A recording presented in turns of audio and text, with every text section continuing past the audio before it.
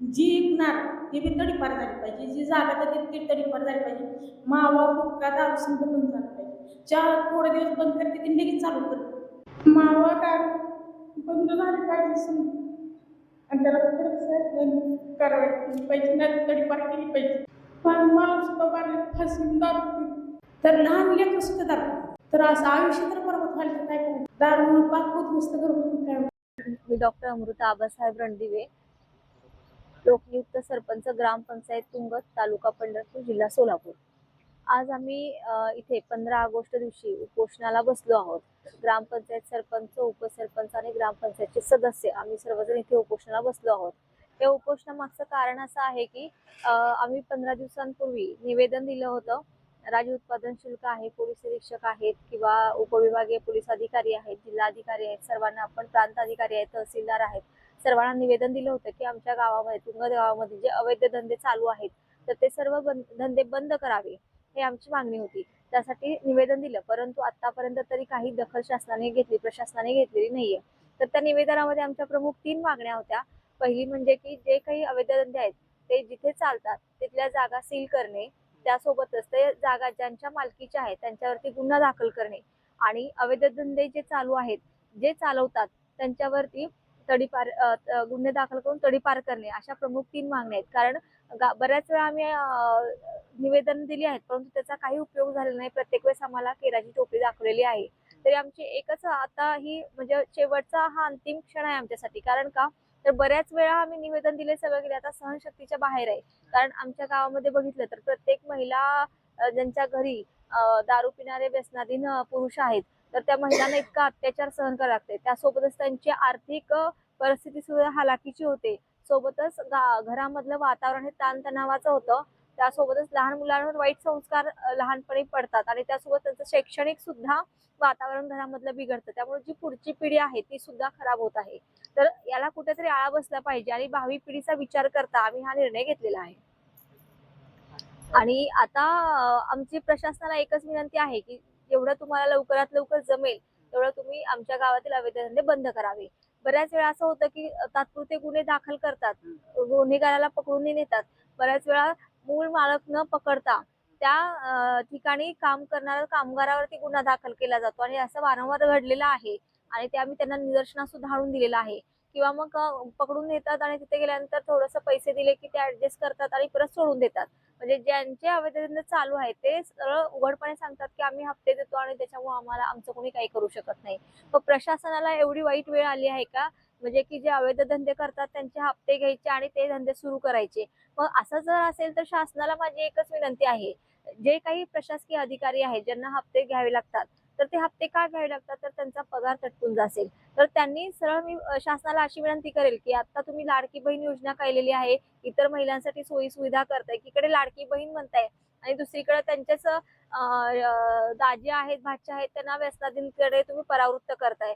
तर शासनाने ज्या अधिकाऱ्यांना त्यांचा पगार तटपुंजा पडतो, तर अशा सर्व त्या वर्गातील अधिकाऱ्यांना वेगवेगळ्या सेवा सुविधा पुरवाव्यात मोफत शासनामार्फत, जेणेकरून ह्या प्रशासकीय अधिकाऱ्यांना असे हप्ते घ्यायची वेळ येणार नाही त्यांच्यावरती आणि प्रत्येक गावामध्ये हे या पद्धतीने अवैध धंदे चालणार नाहीत. अंतिम इशारा हाच असेल की आमचं हे उपोषण चालू राहील, कडक पद्धतीने चालू राहील आणि जर नाहीच इथं झालं तर आम्ही राज्य महामार्ग आहे किंवा डायरेक्ट आम्ही राज्य उत्पादन शुल्क आहे तिथे जाऊन उपोषणाला बसू. सकाळपासून काय होते दारूमुळे? दारूमुळे पाक उद्ध्वस्त घरगुती काय होतं? तर लहान लेकरं सुद्धा दारू पितात. तर असं आयुष्य तर बरोबर व्हायला तर काय करायचं? दारूबंदी झाली पाहिजे. मावा दारू बंद झाली पाहिजे समजा, आणि त्याला कडक कारवाई केली पाहिजे, नाही तडीपार केली पाहिजे. ही आमची एवढी नम्र विनंती आहे. कधी वारले? 4 महिने झाले दारूमुळे? दारूमुळेच वारले. संसार उद्ध्वस्त झाला दारूमुळे. मग काय करायचं? येळभर काम करायचं आणि रात्रीच त्यांचं बघून घ्यायचं आणि पुन्हा रात्रीच्या 12च्या पूर्ण फास घेतो. आता कोण असतं घरी?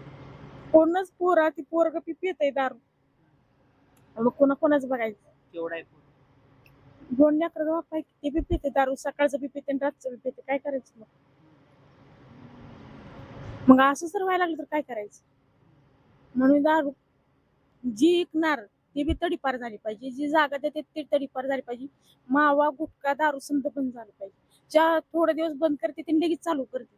मग हे असं माणसं पाक उद्ध्वस्त जर घर व्हायला तर ही शासना कधी डोळे उघडणार आहे? माणसं एक एक संपून जर गेली तरी माणसं शासनाचे डोळे उघडत नाही. मग उद्या बायकांनी फाशी घेतल्या डोळे उघडणार आहे ती काय? घरात जगू बी देत नाही ती आणि मरू बी देत नाही. बायाने रोज काम करायची आणि संध्याकाळी ती त्यांचा उद्या काय कोण द्यायचं. केलेलं जेवण सुद्धा फेकते ती, रेशनचा फुकटचा मार आलेला सुद्धा विकते ती. असले दारूच्या पायात झालेला आहे. विकणाऱ्याला काय सांगाल दारू? दारू विकणाऱ्याला त्याला तडीपार करायचं.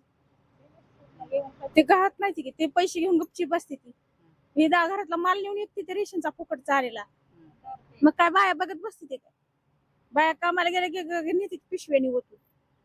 समजी दारूबंदी झाली पाहिजे. पूर्ण कायमस्वरूपी दारूबंदी झाली पाहिजे. मावा बंद झाला पाहिजे, समजा जुगार बंद झाली पाहिजे. मी प्रकाश रणदिवे, उपसरपंच तुंगत. आज 15 ऑगस्ट रोजी मी व आमच्या सरपंच सौ अमृता आबासाहेब रणदिवे व काही मेंबर आज उपोषणाला बसलेलो आहे.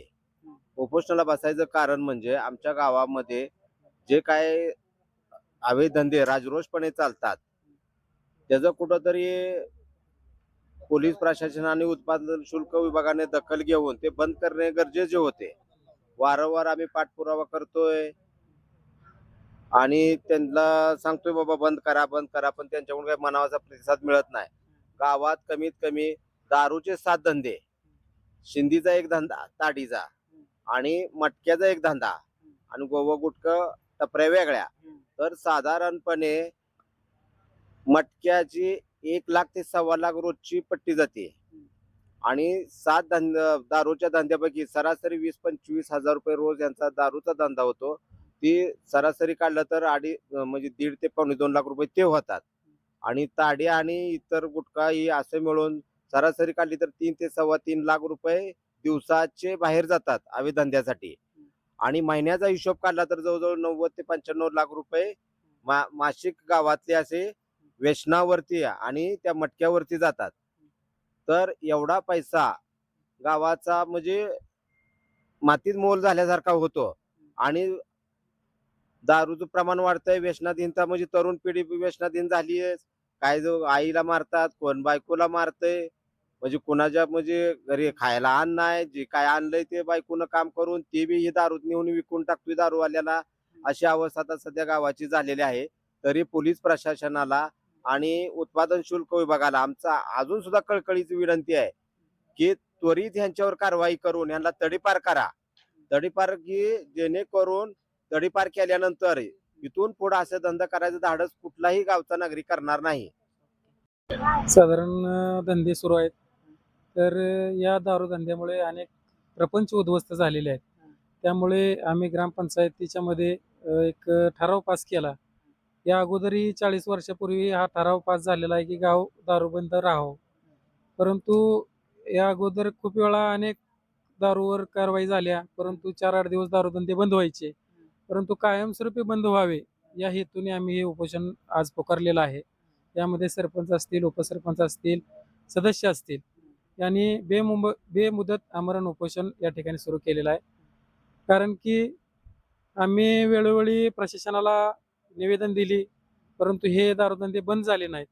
आता आमची प्रामुख्याने मागणी आहे की हे जे दारू विकतात त्यांच्यावरती तडीपारीचा गुन्हा दाखल करून त्यांना तडीपार करावे आणि ज्या कोणी त्यांना दारू व्यवसाय करण्यासाठी जागा दिली किंवा दुकान भाड्याने दिले ज्यांनी दुकान भाड्याने दिले आहे त्या जागा मालकावरतीही कारवाई करून त्या जागा मालकांवर कारवाई करावी अशी प्रशासनाला आमची विनंती आहे. बतासराव महादेव वणसाळे, ग्रामपंचायत सदस्य. तर आम्ही 15 दिवसापूर्वी ही निवेदन प्रशासनाला दिलेली आहेत, परंतु आमची दखल न घेतल्यामुळे आज स्वातंत्र्य दिना दिवशी आम्हाला बसायची वेळ आली. तर आमची मुख्य मागणी ही ह्या तर अवैध धंदे बंद झाले पाहिजे, शिवाय ही तडीपार झाली पाहिजे. त्यांना जे कोण धंद्याला जागा देतंय ती पण सील केली पाहिजेत.